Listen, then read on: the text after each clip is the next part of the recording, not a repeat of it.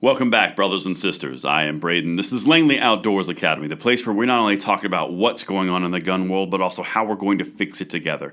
And the content that I'm going to show you tonight is some of the excerpts from the Rahimi case today, because some of these justices were dropping bombs on the government representative, the Solicitor General.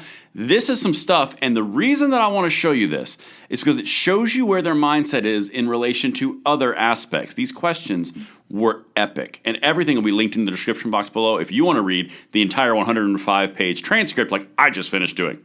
Now, of course, make sure you hit that like button, subscribe to the channel, and turn the notification bell on. We are distributing freedom twice daily, and we'd love to have you along for the ride. Now, this content is brought to you by SDI. Now, I know a lot of you out there like to upgrade and modify your own guns. And if you're looking to turn a hobby that you genuinely enjoy into a career that you can actually make money from, Sonoran Desert Institute can help. Their online programs cover everything from gunsmithing to ballistics, woodworking and finishes, shooting sports management, plus so much more. And all the tools and materials are shipped directly to your door. You get to do this from the comfort of your own home. You get to do something you actually enjoy and potentially make a full-time living off of it. Check them out. There's a link in the description box below, and thank you so much to Sonoran Desert Institute for making this content possible. All right, my brothers and sisters, so what we're about to walk into, again, as I mentioned in the introduction, these are some of the bombs that these justices dropped on the government official, the Solicitor General, when defending why people can't have their gun rights and what makes that determination. There's a few things that they really hit on here, and we're going to dive into it. I got about 6 clips, and like I said, this entire thing's 105 pages if you want to read through it for yourself. It's an interesting read, I'll tell you that. But let's get into this. Let's hit the first one, because this one, I think this is a great one. And of course, we're going to start off with Justice Thomas. So here's what he said. What if someone, this is a civil action, I think we could agree on these are criminal proceedings, what if someone is categorized as irresponsible for not storing firearms properly? Now, the reason this is important is because the Solicitor General continues to go back for responsible. You're going to see this a lot in these comments, because she would not leave the word responsible alone. They were trying to get her to say, is it a dangerous individual? And she would only go back to responsible. We'll come back to that in a second. However, listen to her answer here. This is about storing firearms properly. Tell me if this doesn't ring a bell. So, I think that there would be a history and tradition to support the idea that if someone has improperly stored their firearms and thus demonstrated by their conduct that they're not fit to keep and bear arms, they would be fit within this category of those who are not responsible. And there were a number of historical laws that operated that way. For example, those who had improperly stored gunpowder and caused the risk of explosions. You realize what she just said as the government official arguing in the Supreme Court. She just said that if they determine that you don't store your guns properly per their standards, which, by the way, are not defined, you are not responsible. Therefore, you can have your gun rights stripped from you. Wow. Okay, well, now let's go to the next one. Because like I said, this stuff is important to understand, because not only in the context of the Rahimi case, also in other contexts. Because remember, you've got AR bans that are knocking on the door of the SCOTUS. You have the bump stock ban that they just accepted. You have the Chevron deference case they're about to hear. This is a lot of the important stuff that's all pointing at those different cases. Check this out. Here's another one from Justice Thomas. This one, I think I would have crawled into my shell if I heard this one. Below, you had a list of classes of individuals who were excluded in your opening argument. Now below, you included that class, or in these classes, slaves and Native Americans. Why'd you drop those classes? Oh, man.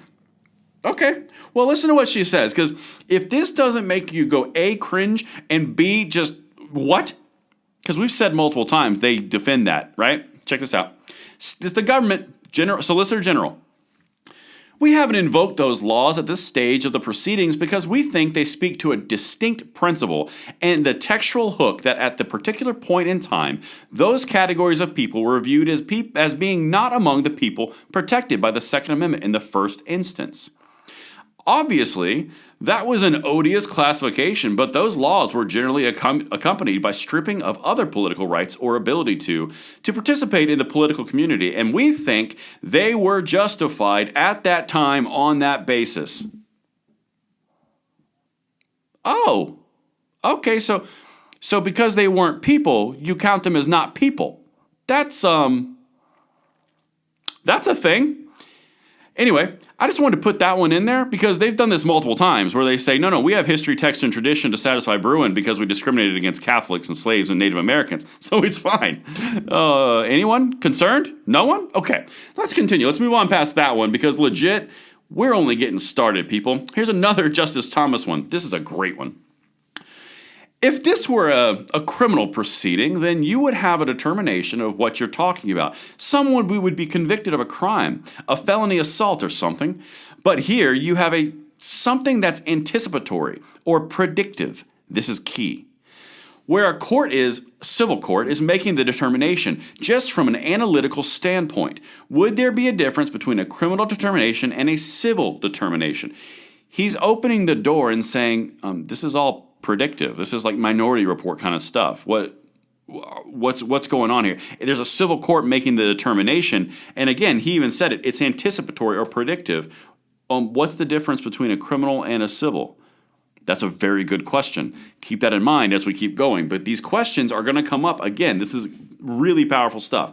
So this is something similar to what he just said.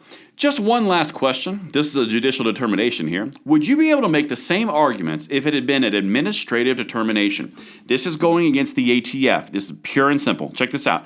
An administrative determination. Quote, government.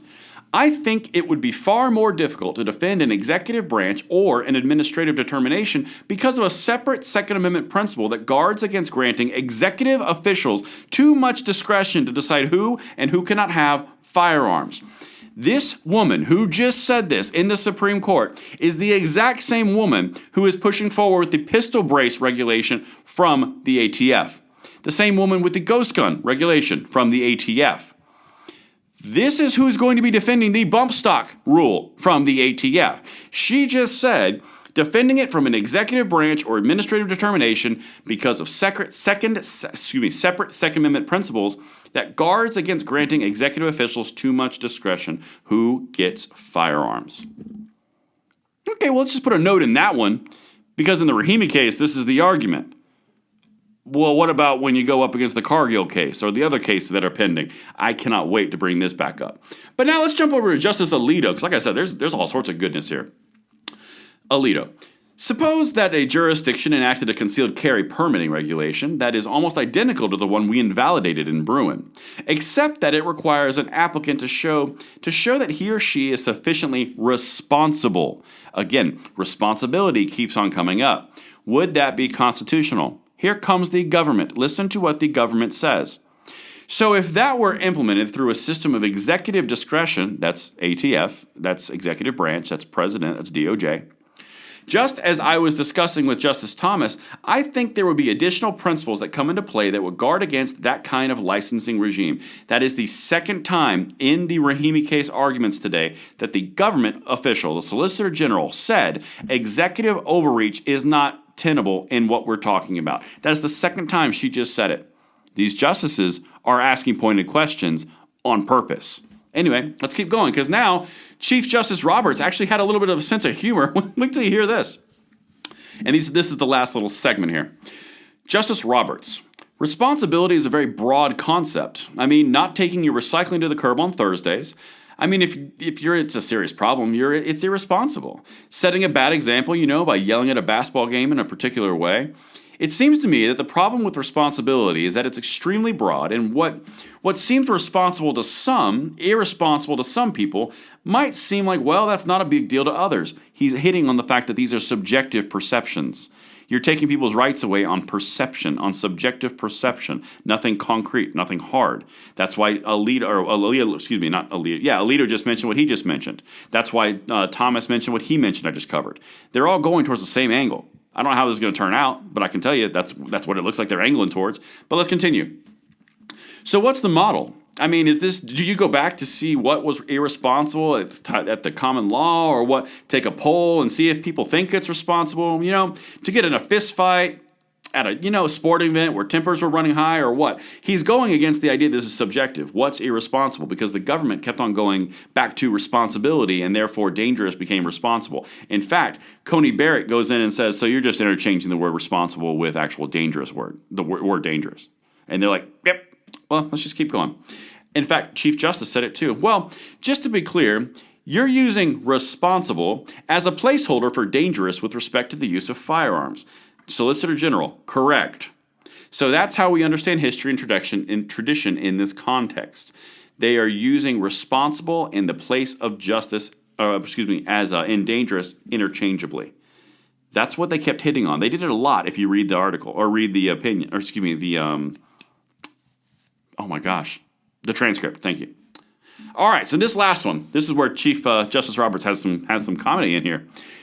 Well, but just to be clear, your argument today is that it doesn't apply to people who present a threat of dangerousness. Whether you want to characterize them as responsible or irresponsible, whatever the test is you're asking us to adopt turns on dangerousness.